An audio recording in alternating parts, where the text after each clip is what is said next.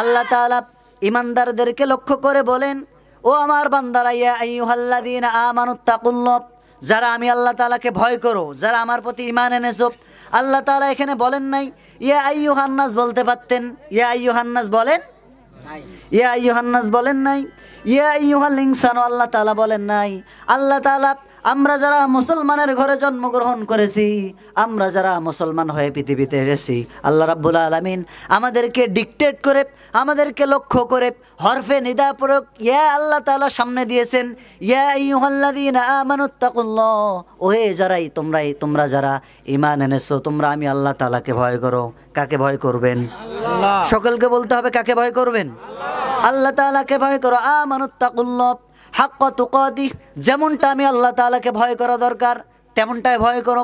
আর বান্দা শুনে রাখো, ওয়ালা তামুতুন্না ইল্লা ওয়া আনতুম মুসলিমুন, তোমরা মুসলমান না হওয়া পর্যন্ত কবরে এসো, মুসলমান না হওয়া পর্যন্ত ওয়ালা তামুতুন্না, মৃত্যুবরণ করো না, ইল্লা অতঃপর ওয়া আনতুম মুসলিমুন, মুসলমান না হওয়া পর্যন্ত তোমরা কেউ কবরে এসো না। এই কথা বলেছেন কে? আল্লাহ। এখন আমার সামনে যুবক ভাইরা আছেন, এলাকাবাসীরা আছেন, আপনারা বলেন আমরা কি মুসলমান নাকি হিন্দু?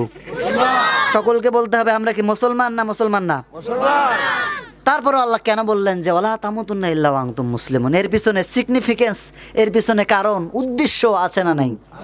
সকলকে বলতে হবে আছে না নাই? পৃথিবীতে যখন একটা ছাগলের বাচ্চা হয়, সেই ছাগলের বাচ্চা হওয়ার পর কেউ বলে না এ ছাগলের বাচ্চা, তুই ছাগলের মতো ছাগল হ, বলে? শুনেছেন আপনারা কোনোদিন? গরুর বাছুর হলে কেউ কি গরুর বাছুরকে বলে রে গরুর বাছুর, তুই গরুর বাছুরের মতো গরু হ, গরুর মতো গরু হ, বলে? কিন্তু মানুষের পেট থেকে জন্মগ্রহণ করলে মানুষকে মানুষ বলে যে বাবারে তুই মানুষের মতো মানুষ হ, বলে নাকি বলে না? বলে নাকি বলে না? তাহলে বোঝা যাচ্ছে আমাদের কমতি আছে। আমাদের কমতি আছে না নাই? সকলে বলতে হবে আছে না নাই? এই জন্য আল্লাহ তাআলা বললেন, বান্দারে মুসলমানের ঘরে জন্মগ্রহণ করেছো ঠিক আছে, কিন্তু শেষ পর্যন্ত তোমাকে মুসলমান হয়ে মৃত্যুবরণ করতে হবে। কথা বলেন ঠিক কিনা? আমরা এখনো পরিপূর্ণ মুসলমান হতে পারি? মুসলমান ঘরে জন্মগ্রহণ করলেই মুসলমান হওয়া যায়? মুসলমানের ঘরে জন্মগ্রহণ করলে মুসলমান হওয়া যায়? মুসলমান হওয়া যায় না। সম্মানিত হাজিরিন, এই জন্য আল্লাহ তাআলা বললেন যে ওয়ালা তামুতুন্না ইল্লা ওয়া আনতুম মুসলিমুন, তোমরা কেউ প্রকৃত মুসলমান না হয়ে মৃত্যুবরণ করো। কবর খুব ভয়ঙ্কর জায়গা, খুব মারাত্মক জায়গা। এখানে মাল সামান নিয়ে আসতে হবে। মাল সামান যদি না নিয়ে আসতে পারো, তাহলে কবর এই পাশের মাটি ওই পাশের মাটি চাপ দিয়ে পাঁজরের হাড়, বুকের হাড়গুলো ভেঙে চুরমার করে দিবে। কথা বলেন ঠিক কিনা?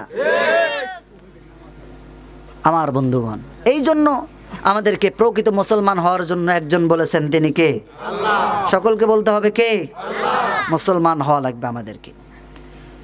এই জন্য আল্লাহ তাআলা যে সমস্ত বিধিবিধানগুলো আমাদেরকে দিয়েছেন, সেই বিধিবিধানগুলো মানার প্রয়োজন আছে না নাই? কেউ যদি মশারির ভিতর কাল্লা ঢুকে দেয়, কেউ কি বলবে এই লোকটা মশারির মধ্যে ঢুকছে? আপনি কোট পরেছেন, এই যে আমি এই বোরকাটা গায়ে দিয়েছি, আবায়া বলা এগুলোকে, আমি একটা হাতা ঢুকাই দিয়েছি আর একটা হাতা বাইরে, কেউ কি বলবে যে হুজুর বোরকা গায়ে দিয়েছে? বলবে? আপনি একটা প্যান্ট ঢুকাই দিয়েছেন, জিন্সের মধ্যে প্যান্ট ঢুকাই দিয়েছেন, আর একটা প্যান্ট ঢুকান নাই, কেউ কি বলবে এই লোক পুরা প্যান্টটা পরেছে? এখন আমরা যে মুসলমানের ঘরে জন্মগ্রহণ করেছি, আল্লাহ তাআলা যে বিধিবিধানগুলো দিয়েছেন, আল্লাহ তাআলা বলছেন যে আল্লাহ রাব্বুল আলামিন বলেন উদখুলু ফিস সিলমি কাফা ওয়ালা তাত্তাবিউ খুতুওয়াতিশ শাইতান, তোমরা পরিপূর্ণ ইসলামের মধ্যে প্রবেশ করো। তোমরা পরিপূর্ণ কিসের মধ্যে প্রবেশ করো? ইসলামের মধ্যে প্রবেশ করো। ওয়ালা তাত্তাবিউ খুতুওয়াতিশ শাইতান, শয়তানের পদাঙ্ককে অনুসরণ করা যাবে? শয়তানের পদাঙ্ককে কি অনুসরণ করা যাবে? এই জন্য একজনকে আমাদেরকে ভয় করতে হবে, তিনি কে? আল্লাহ।